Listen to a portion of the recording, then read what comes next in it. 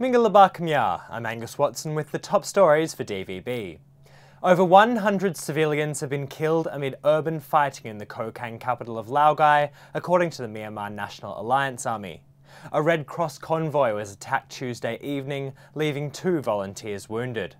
The Burmese government on Tuesday declared a state of emergency and martial law in the Kokang self-administrated zone, which hugs the Chinese border in Shan State.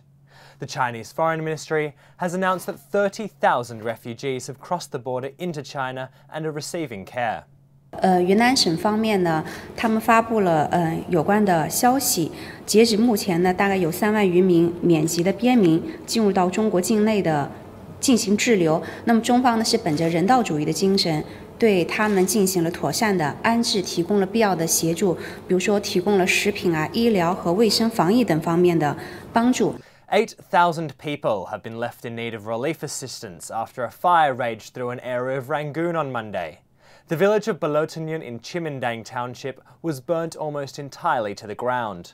The many thousands of affected people have been taking shelter in an emergency relief camp set up in the compound of a local monastery.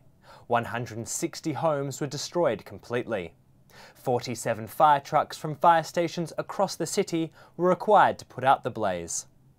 14 activists from Rangoon's Michaungkan township have been sentenced to 6 months in jail. On Wednesday, Chuktadar Township Court found each of the group guilty of protesting without permission, as well as unlawful assembly and wrongful restraint.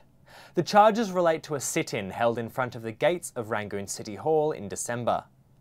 The group had been protesting the army seizure of land in Michaungkan in the 1990s. A vigil on the edge of Mahamdullah Park in central Rangoon was kept up by protesters for 7 months prior to the December demonstration.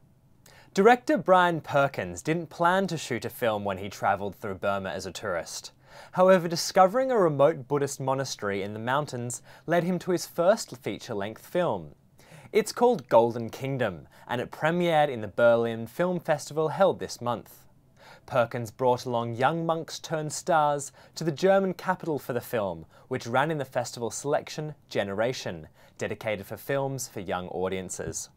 In many ways it chose me. I wasn't planning on shooting a film there. I wanted to go. I was traveling in Asia for about a third of a year, and I wanted just to travel, and I went trekking in the mountains in southern Shan State, and I found this monastery and I met these kids, and like instantly I had the idea.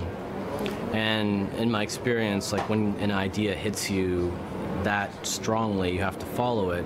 You can find more on all of today's stories at dvb.no. Bye for now.